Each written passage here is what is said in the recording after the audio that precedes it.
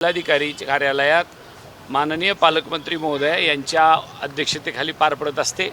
पण त्या बैठकीला सफिशियंट टाईम किंवा पूर्ण वेळ जो दिला पाहिजे तो दिला जात नाही आणि म्हणून घाईघाईत काहीतरी मीटिंग करायची या उद्देशाने मी पालकमंत्री महोदयाला काही विषय मांडले।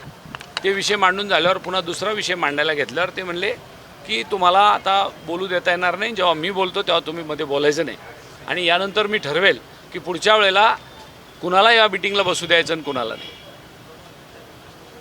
जो घटनेने परमपूज्य डॉक्टर बाबासाहेब आंबेडकरांनी जी घटना लिहिली त्या घटनेने मला जो अधिकार शासकीय बैठकीमध्ये बसायचा दिला तो काही कुठल्या पालकमंत्र्यांनी माझ्यावर उपकार केलेला असा बैठकीचा अधिकार नाही आणि म्हणून मी त्यांना सांगितलं की तुम्ही मला बोलू दिलं पाहिजे। मला बोलायचं काय होतं, मूळ मुद्दा हा होता की ज्या शेतकऱ्यांची मक्का 2400 रुपयाने खरेदी करायला पाहिजे ती आज 1200 रुपयाने चालली आहे। 57 लाख क्विंटल मक्का आपल्या या जिल्ह्यामध्ये उत्पन्न झाली, त्यातली अवघी 7 लाख क्विंटल मक्कासुद्धा सरकारने खरेदी केलेली नाही।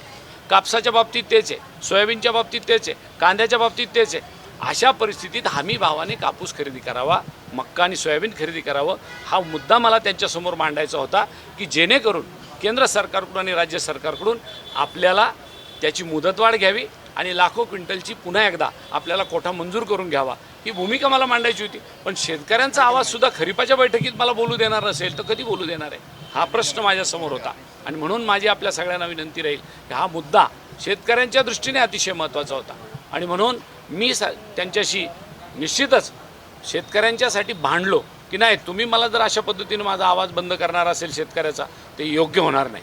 मी अनेक पालकमंत्र्यांच्या हाताखाली काम केलं आहे, 10 वर्ष आमदार असताना प्रत्येक पालकमंत्री हे खरीपाची वेगळी बैठक दिवसभरासाठी घेऊन पूर्ण वेळ देऊन त्यांचे विषय समजून घ्यायचे, परंतु या पालकमंत्री महोदयांनी त्या शेतकऱ्यांच्या मागणीला न्याय दिलेला नसल्यामुळं मला खऱ्या अर्थाने या बैठकीमध्ये माझे विषय मांडावे लागले आणि भांडावे लागले।